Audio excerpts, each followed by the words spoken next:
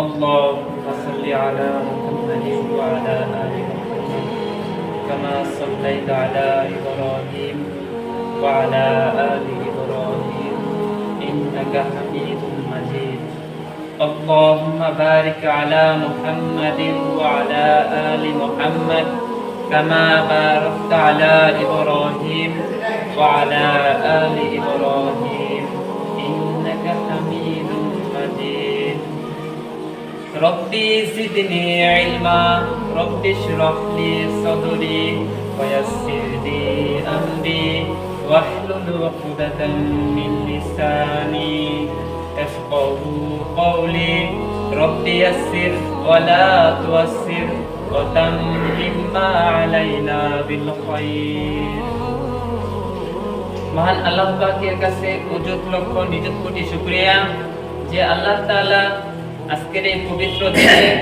আমাদেরকে দুনিয়ার সমস্ত কাজ হইতে ফারেক করিয়া আল্লাহর উত্তম ঘর মসজিদে উত্তম সময়ে আসার বসার বসে কিছু কথা বলার এবং শোনার তৌফিক এনায়েত করেছেন। এর জন্য মন থেকে সকলে শুকরিয়া আদায় করি আলহামদুলিল্লাহ।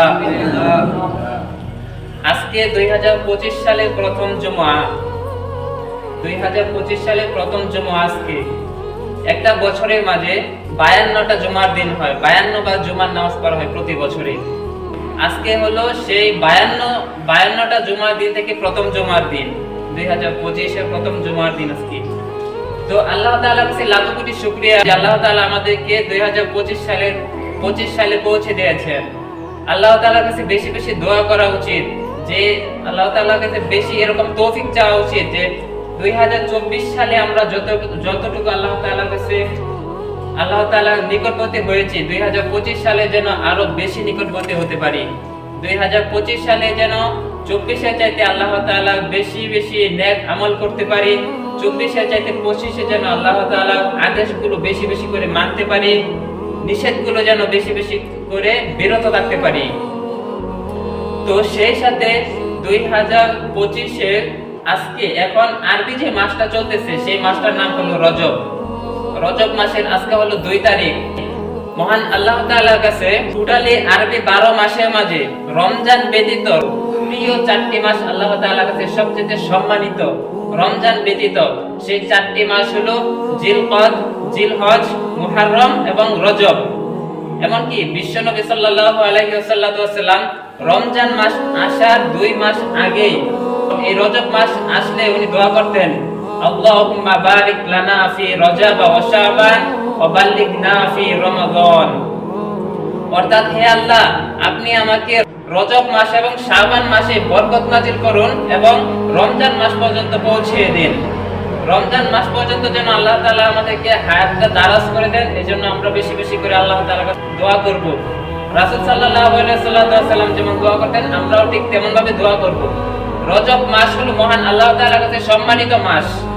আল্লাহ তাআলা কোরআনের ভিতরে বলেন 4টি মাস অন্যান্য মাসের তুলনায় এই 4টি মাস বেশি সম্মানিত।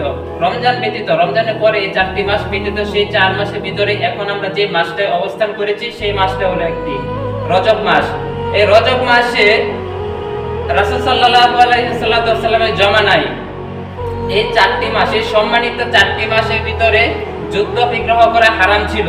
এখন যেহেতু যুদ্ধের সময় নাই, এখন আমাদের উচিত সেই ধারাবাহিকতায় এখনো পর্যন্ত এই সম্মানিত মাসগুলোর সম্মান আনতে আমরা যেন বাড়তি কোনো পাপাচারে লিপ্ত না হই, যাতে কোনো খারাপ কাজে লিপ্ত না হই। অন্যান্য মাসেও তো খারাপ কাজে লিপ্ত না হওয়ার চেষ্টা করতে হবে, কিন্তু এই সম্মানিত মাসের সিলাই যেন আরো বেশি বেশি করে বিরত থাকতে পারি খারাপ কাজ থেকে।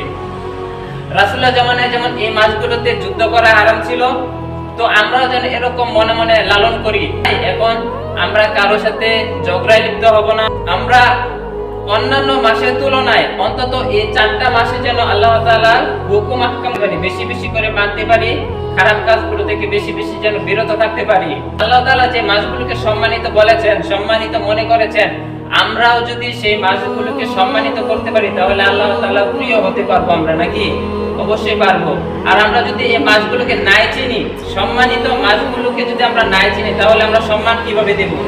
ধরেন এক লোকের নতুন বিয়ে ঠিক হয়েছে, একজন লোক দোকানে বসে, এমন অবস্থায় একজন লোক আসলো তার সামনে, আসার পর ওই যার সে তো এলোমেলো হয়ে বসে রয়েছে, সে তো জানে না হবু শ্বশুর তার আসছে, কিন্তু তার শ্বশুরের সাথে ইতিপূর্বে তার দেখা হয়েছে না। এখন যদি তার শ্বশুরে নাই চিনে, তাহলে সম্মানটা কিভাবে দেবে? যদি চিনে তাহলে তো সম্মান দিবে, তাই না?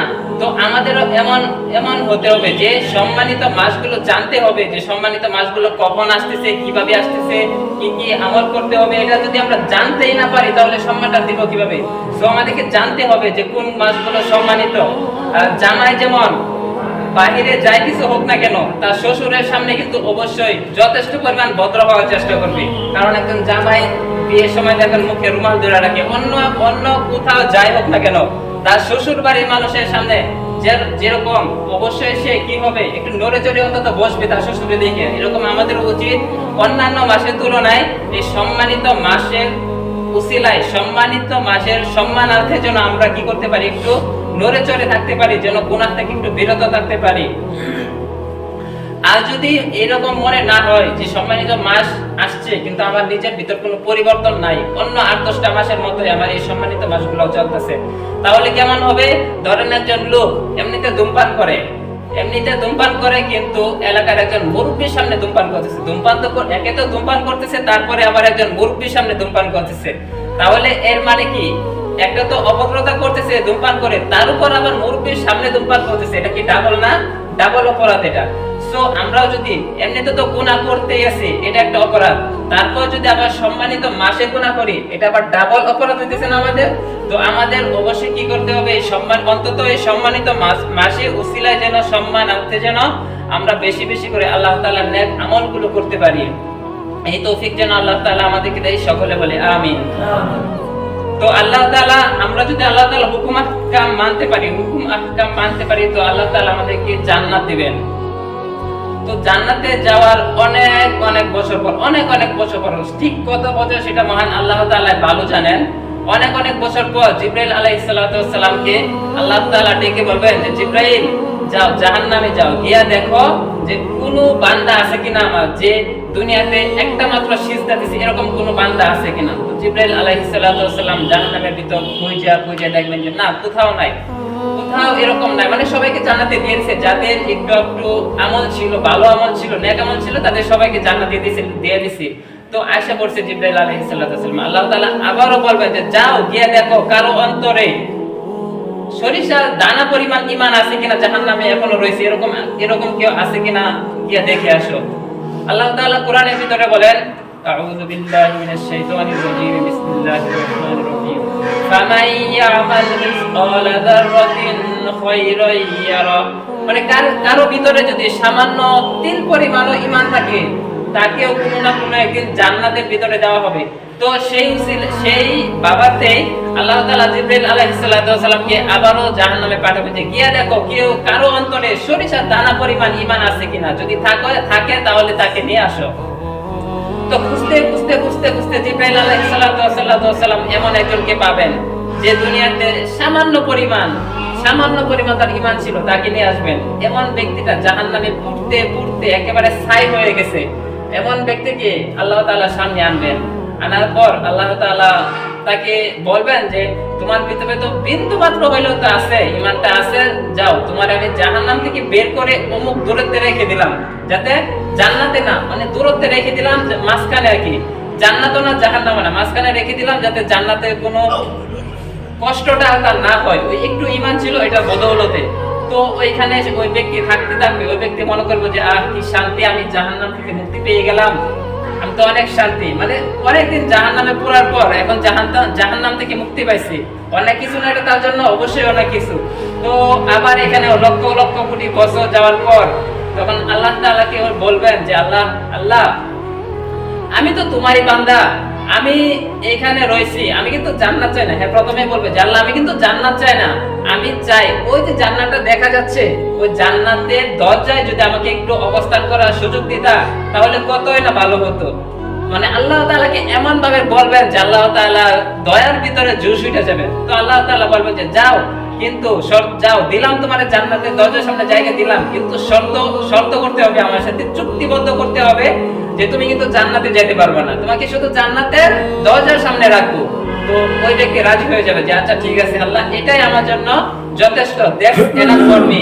সো আল্লাহ তাআলা তাকে ওইখানে নেবেন, নেওয়ার পর ওইখানে অনেক অনেক বছর, কত বছর ঠিক এটা আল্লাহ তাআলা ভালো জানেন, অনেক অনেক বছর যাওয়ার পর আবার আল্লাহ তাআলাকে ডাইকা উনি বলবেন যে আল্লাহ আপনি যদি কোনো ডিসিশন চেঞ্জ করেন তাহলে তো ওইটার উপর কথা বলা হুকুম কারণ নাই, কারণ আর আপনি তো সর্বশ্রেষ্ঠ মালিক, আপনার উপরে তো কেউ নাই, আপনি যা বলেন তো তাই হয়। আল্লাহ বলতেছেন হ্যাঁ তা তো অবশ্যই। তো ওই লোকটা বলবে যে আল্লাহ এই যে আমি জান্নাতের ভিতর এত এত নাজ নিয়ামত দেখতেছি, আল্লাহ আমি জান্নাতের ভিতর যাইতে পারতেছি না, আমার খুব কষ্ট হইতেছে, আমি জান্নাতের ভিতর যাইতে পারতেছি না, মানে সবকিছু দেখতেছে, একটা হলো নিয়ামত দেখতেছে না, ওইটাই একটা দেখতেছে কিন্তু বুক করতে পারতেছে না, এটা কিন্তু আর একটু বেশি কষ্ট। তো ওই লোকটা আল্লাহ তাআলাকে এমন ভাবে বলবে যে আল্লাহ আমাকে যদি, ওই লোকটা আবার বলবে যে আল্লাহ আমাকে যদি জান্নাতের একটা কোণায় থাকতে দাও তাহলে কতই না শুকরিয়া তোমার জ্ঞাপন করি মাবুদ, আর আপনি যদি আমাকে জান্নাতে দেন তাহলে তো আপনার উপর কথা বলার মতো কেউ না, এটা আমি আগেও বলছি। তো আল্লাহ তাআলা বলবেন তাকে যে তুমি তো আমার সাথে আগেই কমিটমেন্ট করছো, আগে আমার সাথে চুক্তিবদ্ধ করছো যে তুমি জান্নাতে যেতে চাও না, কিন্তু এখন যে বলতেছো জান্নাতে যাইতে চাইছো, আল্লাহ আপনার উপর কেউ কথা বলার কেউ নাই, আপনার ডিসিশন চেঞ্জ করলে আপনি যদি আপনার কথাটা একটু আপনি যদি আপনার কথাটা আগেটা বলে এখন নতুন একটা কথা দেন আমাকে, এটার জন্য কারোর সাথে তো আপনার জবাব দিয়ে করতে হবে না, সুতরাং দয়া করে আমারে দেয়া দেন। তো এমন অবস্থায় এক পর্যায়ে আল্লাহ তাআলা তাকে বলবেন যে আচ্ছা যাও তোমার জান্নাতের এক কর্নারে দিয়ে দিলাম তোমার জায়গা। তো ওই লোকটা জান্নাতের ভিতর যাওয়া মানে আল্লাহ তাআলা যখন বলবে যে যাও জান্নাতে, তো লোকটা দৌড় দিবে জান্নাতে যাওয়ার জন্য, জান্নাতের এক কর্নারে পালিয়ে থাকার জন্য দৌড় দিবে, এমন দৌড় দিবে যেটা আল্লাহ তাআলা দেখে আবার বলবেন যে দাঁড়াও দাঁড়াও, এত দৌড় দিছো কেন, তোমাকে তো আমি বলছি যে জান্নাতে যাও তুমি, তবুও এত দৌড় দিলা কেন? তখন ওই লোকটা বলবে যে আল্লাহ এত কিছু করলাম জান্নাতে যাওয়ার জন্য, তোমার সাথে এতবার কথা বললাম, এতবার ঘুরায় পিছায় এই বললাম সেই বললাম, তুমি যদি আবার আমার ডাকতে যদি না করো যে বের হয়ে যাও জান্নাতে এরকম কিছু বলো, এটার জন্য তুমি না বলতে পারো, এই জন্য আমি কি করছি দৌড় দিয়া জান্নাতের এমন এক কর্নারে পালাইবো যেন তুমি আবার খুঁজে বের করতে কষ্ট হয়ে যায়। আসলে তো আল্লাহর কাছে কোনো কিছু বের করতে কষ্ট না, ওই লোকটা বলছি আর কি এরকম যে আমি জান্নাতের কর্নারে গিয়ে পালায় থাকবো। তখন আল্লাহ তাআলা তাকে বলবেন যে তুমি যেখানেই থাকো না কেন সেখান থেকে খুঁজে বের করতে আমার 1 সেকেন্ড সময় লাগবে না, তোমাকে আমি জান্নাত দিলাম যেহেতু দিলাম, এখন তুমি বলো তুমি আমার কাছে কি চাও। তো ওই লোকটা বলবে, লোকটা চাইবে এটা দাও আল্লাহ, আমাকে গাড়ি দাও, বাড়ি দাও, নারী দাও, এটা দাও ওটা দাও। আল্লাহ তাআলা বলবেন যে আরো চাও, চাওয়ার কোনো কমতি রাখো না। তো লোকটা চাইতে চাইতে আর কি চাইবে এরকম ভাবতে পারে না। তখন আল্লাহকে বলবেন যে আল্লাহ আমার আর কিছু লাগবে না, আমার যা চাওয়া বা যা পাওয়া তার চাইতে অনেক বেশি পেয়ে গেছি। দুনিয়াতে দেখবেন যে আপনার কাছে কেউ যদি কিছু একটা চায়, প্রথম দিন চাইলে ইটস নরমাল, আপনি দিয়ে দিবেন, হয়তো বা প্রথম দিন মনে করে দিয়ে দিবেন, দ্বিতীয় দিন চাইলে তাও দিয়ে দিবেন, তৃতীয় দিন চাইলে দেখবেন যে আপনি নিজে রাগ করবেন, নিজেই বলবেন যে আর কত দিমু তোরে, আর কত দিমু, আর কত, এরকম রাগ দেখাবেন। কিন্তু মহান আল্লাহ তাআলা এমন এক সত্তা, মহান আল্লাহ তাআলা এমন এক জাতের নাম যে আল্লাহর কাছে না চাইলে আল্লাহ তাআলা রাগ করেন, বরং আপনি যদি আল্লাহর কাছে চান তাহলে আল্লাহ তাআলা খুশি হয়ে দেন, খুশি হয়ে যান। আপনি যত চাইবেন তত আল্লাহ তাআলা আপনার উপর খুশি হয়, কিন্তু না চাইলে আল্লাহ তাআলার কাছে না চাইলে উনি রাগান্বিত হয়ে যান। তো ওই জান্নাতি ব্যক্তি বলবে যে আর কি চাও আল্লাহ, আমি তো সব পাইছি, যা না পাওয়ার তাও পাইছি। তখন আল্লাহ তাআলা বলবেন যে না, তোমাকে তো দেওয়া শেষ হয় না, আমার দেওয়া তোমাকে শেষ হয় না, তুমি আরো চাও, আজকে তুমি চাইতে থাকবে, আমি তোমাকে দিতে থাকবো। সুবহানাল্লাহি ওয়া বিহামদিহি সুবহানাল্লাহিল আযীম। তো আল্লাহ তাআলা এমন তাকে দেওয়া দিবেন, তাকে দিতে এমন কিছু দিবেন যে জান্নাতটা হবে সর্বশেষ, যে ব্যক্তি জান্নাতটা ওই ব্যক্তিটা কি সর্বশেষ জান্নাতে যাবে, ওই ব্যক্তি জান্নাতটা হবে এই দুনিয়ার 10 দুনিয়ার সমান। সুবহানাল্লাহ। তো ওই ব্যক্তি দেখেন অন্তরে সরিষা পরিমাণ ঈমান ছিল, যে জাহান্নামে পুড়তে ছাই হয়ে গিয়েছিল, কয়লা হয়ে গিয়েছিল, ওই ব্যক্তিকেও জাহান্নাম থেকে বের করে জান্নাতের ভিতর নিয়ে এত কিছু দিয়েছেন আল্লাহ তাআলা, এই দুনিয়ার 10 দুনিয়ার সমান দিয়েছেন। তো আমরা কি আর একটু বেশি জান্নাত চাইতে পারি না? আমাদের অন্তরে তো ইনশাআল্লাহ আর একটু বেশি ঈমান আছে, কি বলেন সবাই? অবশ্যই ইনশাআল্লাহ আশা করি। আল্লাহ রাসূল সাল্লাল্লাহু আলাইহি ওয়াসাল্লাম বলেছেন তোমরা যখন জান্নাত চাইবা তখন আল্লাহ তাআলার কাছে জান্নাতুল ফেরদাউস চাইও, যেটা সর্বোচ্চ জান্নাত সেটা চাইও। তো এখন বুঝি যে আসলে যার অন্তরে এতটুকু ঈমান থাকার কারণে সে 10 দুনিয়া জান্নাত চাইবে, তো আমরা তো আল্লাহর রহমতে আর একটু বেশি চাইতেই পারি। তো যারা এমনিতে নিজের আল্লাহ তাআলা দয়া দ্বারা বা নিজের কিছুটা আমল আর একটু বেশি ছিল, এরকম আমল করে যারা জান্নাতে যাবে তাদেরকে মহান আল্লাহ তাআলা তাদেরকে ফেরেশতারা হাকিয়ে মানে হারায় জান্নাতের ভিতরে নিবে। তো তারা জান্নাতের ভিতর যাইতে থাকবে। দেখবেন যে দুনিয়াতে কোনো এমপি মিনিস্টার আসলে তাদেরকে ওয়েলকাম রিসিপশন গেট করা হয় বেশ কয়েকটা। তো যারা জান্নাতে যাবে তারা তো কত বড়, কত সৌভাগ্যবান, তারা জান্নাতে যাবে। তাদের জন্য কি অবশ্যই রিসিপশন গেট বাঁধা হবে না? অবশ্যই তাদের জন্য গেট বাঁধা হবে। জান্নাতের গেটগুলো এত সুবিশাল, এত সুন্দর। জান্নাতে যাওয়ার আগে বেশ কিছু গেট হবে এত সুন্দর, এত মনোমুগ্ধকর, যে গেটের সামনে থাকবে ফুলের বাগান, নাচ নিয়ামতে ভরা, খাবার দাবার, ফুড, এই সেই, নদীর ঝর্ণা। যা মানে জান্নাতটা কেমন, যে চোখ কোনোদিন দেখে নাই, যে কান কোনোদিন জান্নাতের শব্দ শুনে নাই, এমনকি যে অন্তর কোনোদিন জান্নাতটা কেমন সেটা কল্পনা করতে পারে না, সে জান্নাতটা না জানে কেমন, আল্লাহ তাআলা এক ভালো জানেন। তো তাদেরকে ফেরেশতারা হাকিয়ে জান্নাতের ভিতরে নিতে থাকবে। তো জান্নাতীরা লক্ষ কোটি জান্নাতি, লক্ষ কোটি জান্নাতি। রাসূলুল্লাহ সাল্লাল্লাহু আলাইহি ওয়াসাল্লাম বলেন, জান্নাতের গেটগুলো কেমন হবে, জান্নাতের গেটের পাশটা কেমন হবে? বাইনাল মক্কা ওয়াল হাজার, মক্কা শহর থেকে হাজার, বাহরাইনের একটা শহর, এই দুই শহরের মধ্যবর্তী অনেকটা, দুই শহরের মধ্যবর্তী যতটুকু জায়গা, মক্কা থেকে বাহরাইন অনেক দূর, এই দুই শহরের মাঝখানে যতটুকু রাস্তা, এক একটা জান্নাতের এত সুবিশাল রাস্তা হবে, এত সুবিশাল গেটের ভিতরটা হবে একটা জান্নাতের। এরকম একটা জান্নাতের গেট দিয়ে কোটি মানুষ জান্নাতের ভিতরে এক ধাক্কায় ঢুকে যাবে। সো এরকম দরজা, এরকম গেট জান্নাতের 8টা। তো 8টা গেট দিয়ে কত কোটি জান্নাত একবারে জান্নাতের ভিতর ঢুকে যাবে। সুবহানাল্লাহ।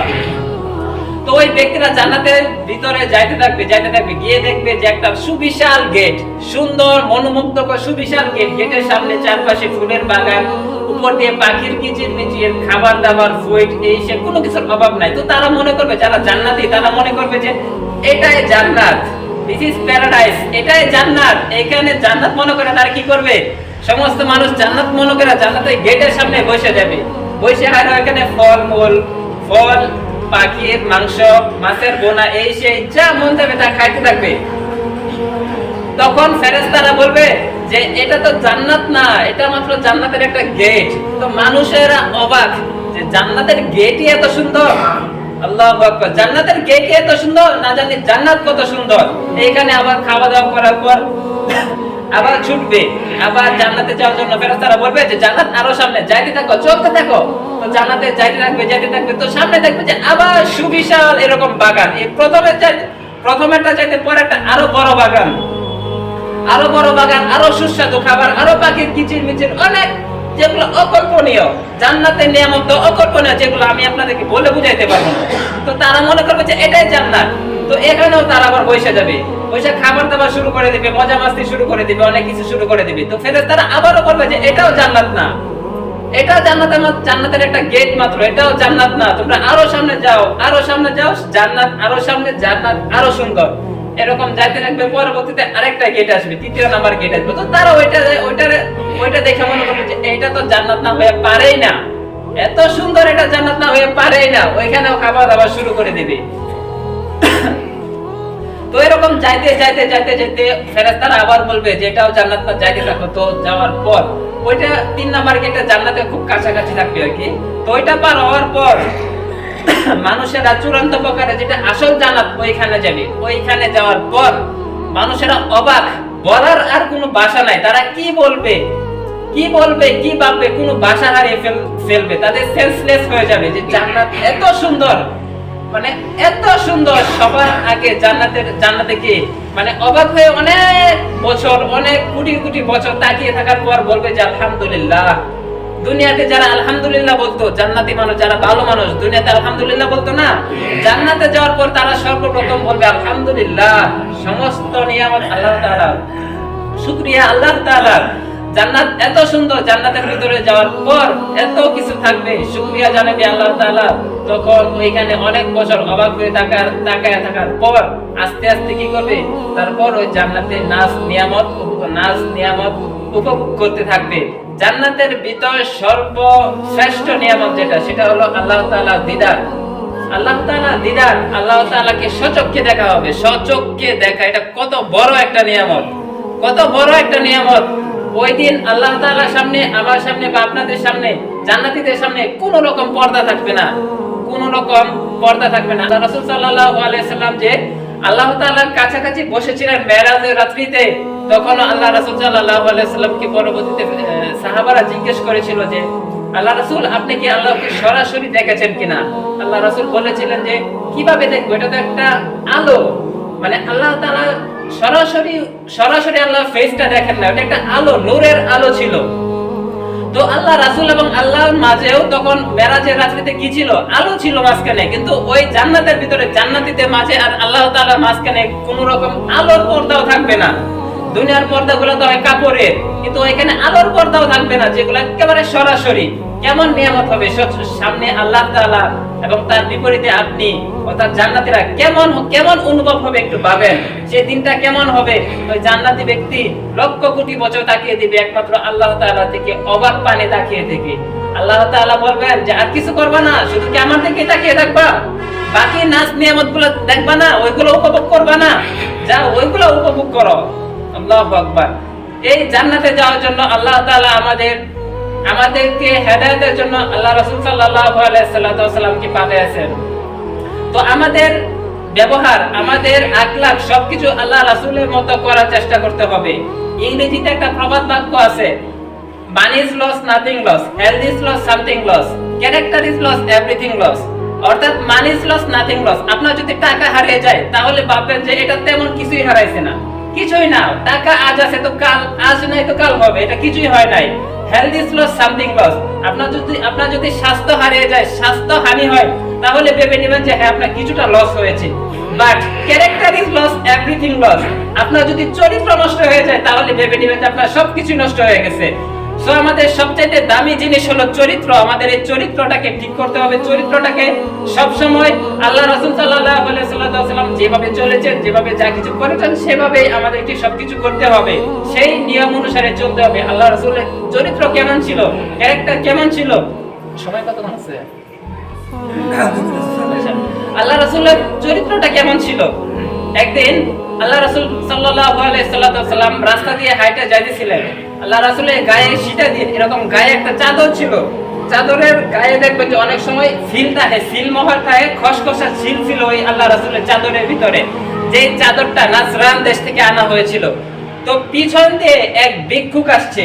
ভিক্ষুক আইসা চাদর ধরে এমন টান দিছে, আল্লাহ রাসূলের নরম শরীর থেকে, লালচে শরীর থেকে দাগ পড়ে গেছে।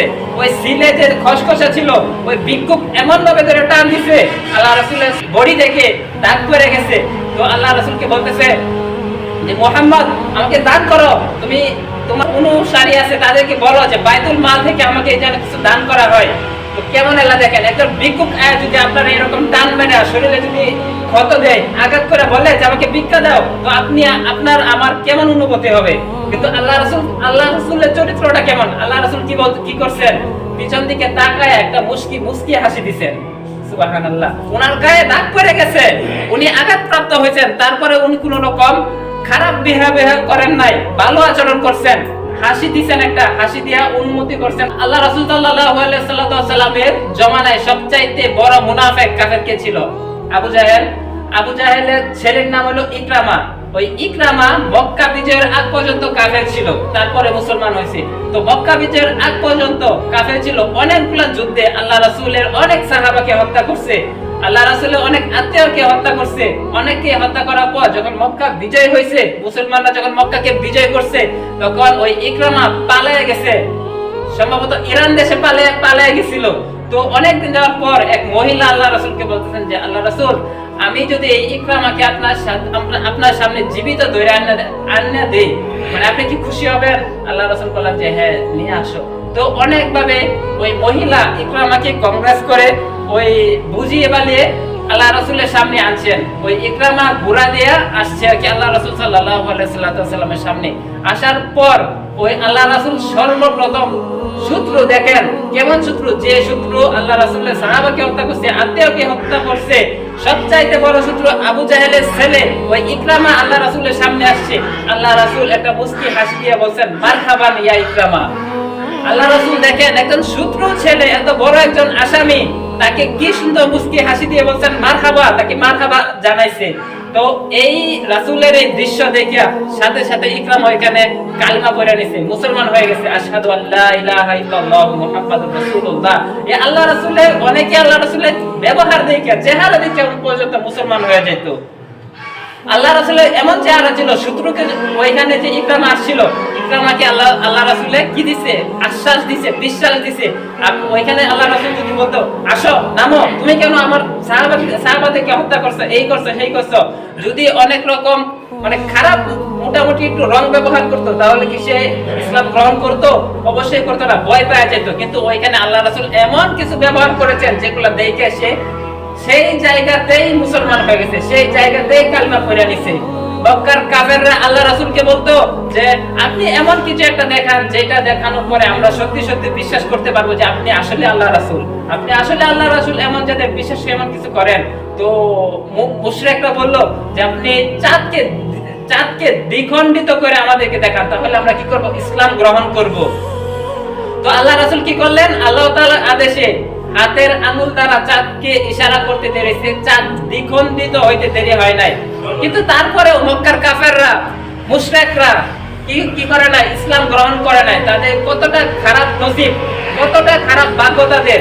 ওই আল্লাহ রাসূলের ওই মুজিজা দেখা তারা বলতেছে যে আল্লাহ রাসূল তো কি করছে, জাদু করছে, আল্লাহ রাসূল গণক হয়ে গেছে, জাদু করছে, আমরা এটা বিশ্বাস করি নাই। তো তাদের কপাল খারাপ ছিল যে তারা আল্লাহ রাসূলের মুজিজাকে তারা বিশ্বাস করতে পারে নাই।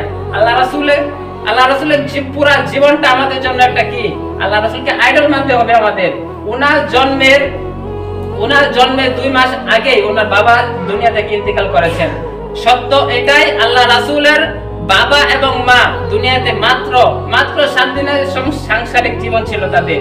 মাত্র 7 দিনের সাংসারিক জীবন শেষে আল্লাহ রাসূলের বাবা আগে ব্যবসার জন্য, এখনের মতো তেমন গাড়ি ঘোড়া ব্যবস্থা ছিল না, ব্যবসার জন্য সুদূর সিরিয়া দেশে গেছেন। আল্লাহ রাসূলের বাবা সিরিয়া গেছেন ওখানে ব্যবসা করার জন্য। এখানে ব্যবসা করার গিয়ে ওনার বাবা ইন্তেকাল করছেন।